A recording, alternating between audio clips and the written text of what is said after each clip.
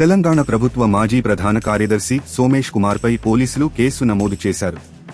వాణిజ్య పన్నుల శాఖలో జరిగిన ఇన్పుట్ ట్యాక్స్ క్రెడిట్ చెల్లింపుల్లో దాదాపు 1,000 కోట్ల మేరకు అక్రమాలు జరిగినట్టు పోలీసులు గుర్తించారు. రాష్ట్ర వ్యాప్తంగా 75 కంపెనీలు అవకతవకలకు పాల్పడినట్లు ఫోరెన్సిక్ ఆడిట్లో వెల్లడైంది. Telangana commercial tax commissioner Ravi ఫిర్యాదుతో ఈ కుంభకోణం వెలుగులోకి వచ్చింది.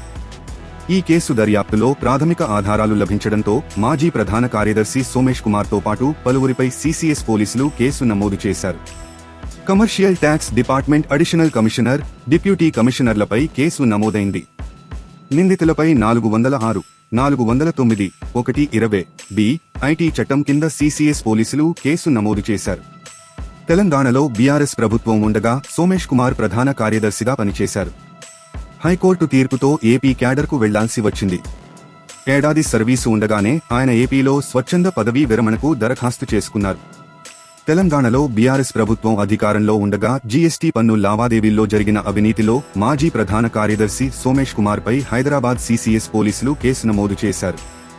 ఈ కేసులో వాణిజ్య పన్నుల శాఖ అదనపు commissioner SV Kashi Visweswararao, Hyderabad rural deputy commissioner Sivaramaprasad, IIT Hyderabad assistant professor Shobhan Babu, Lianto technologies private limited నిర్వాహకుని నిందితులుగా ఇప్పటికే కేసు నమోదు చేశారు. ఈ కేసులో 5వ నిందితుడిగా సోమేష్ కుమార్ పేరును చేర్చారు. పన్ను ఎగవేతదారులకు సహకరించడం ద్వారా వేల కోట్ల అక్రమాలు జరిగినట్లు జాయింట్ కమిషనర్ కానూరి రవి ఇచ్చిన ఫిర్యాదుతో కేసు నమోదు చేశారు. తెలంగాణ బెవరేజెస్ కార్పొరేషన్ పన్ను ఎగవేతతో వాణిజ్య పన్నుల శాఖకు 1,000 కోట్లకు పైగా నష్టం వాటిల్లింది. మరో 11 ప్రైవేటు సంస్థలు సుమారు 400 కోట్లు ఎగవేసినట్లు ఫిర్యాదులో పేర్కొన్నారు. మానవ వనరులను సరఫరా చేసే Big Leap Technologies and Solutions Private Limited పన్ను చెల్లించకుండా 25.51 కోట్ల ఇన్పుట్ టాక్స్ క్రెడిట్ తీసుకున్నట్టు గుర్తించారు.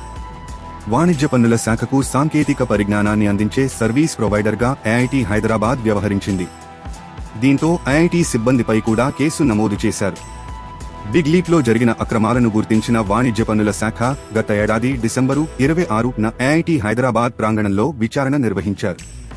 అప్పటి రెవెన్యూ స్పెషల్ చీఫ్ సెక్రటరీతో పాటు ఎస్వి కాశీ విశ్వేశ్వరరావు, శివరామప్రసాద్ మౌఖిక ఆదేశాలతోనే అక్రమాలను గుర్తించకుండా వాణిజ్య పన్నుల శాఖకు సరఫరా చేసిన సాఫ్ట్వేర్లో మార్పులు చేసినట్లు నివేదికలో పేర్కొన్నారు. జీఎస్టీలో అక్రమాలను గుర్తించకుండా మార్పులు చేయడంతో ప్రభుత్వ ఖజానాకు నష్టం వాటిల్లినట్లు నివేదికలో వివరించారు. ఐఐటి హైదరాబాద్ ప్రాంగణంలోని లియాంటో టెక్నాలజీస్ ద్వారా సాఫ్ట్వేర్ అభివృద్ధి చేశారు. వాణిజ్య పన్నుల శాఖ నివేదిక ఆధారంగా AC Kashi Visweswararao, Sivaramaprasad, Lianto technologies private లిమిటెడ్ల నుంచి వివరణ కోరారు. సోమేష్ కుమార్ ఆదేశాలతోనే మార్పులు చేయాలని ఐటీ సంస్థకు తాము సూచించినట్లు వారు వివరణ ఇచ్చారు. మరోవైపు వాణిజ్య పన్నుల శాఖకు సంబంధించి తాము ఎలాంటి సాఫ్ట్వేర్ అభివృద్ధి చేయలేదని లియాంటో టెక్నాలజీస్ సంస్థ వివరణ ఇచ్చింది. గత జనవరిలో ఈ వ్యవహారంపై ఆడిట్ జరిపించారు. కమర్షియల్ టాక్స్ డిపార్ట్మెంట్ డేటాను ఐఐటి హైదరాబాద్ నిర్వహిస్తున్నట్టు, దానిలో మార్పు చేసే అవకాశం ఉందని గుర్తించారు. ఈ క్రమంలో అధికారుల మధ్య నడిచిన వాట్సాప్ చాట్ హిస్టరీలను కూడా సేకరించారు. సోమేష్ కుమార్, కాశీ విశ్వేశ్వరరావు, శివరామప్రసాద్ల మధ్య నడిచిన వాట్సాప్ సందేశాలను సేకరించారు. ఈ వ్యవహారంలో అక్రమాలను నిర్ధారించే ఆధారాలు సేకరించిన తర్వాత కేసులు నమోదు చేశారు.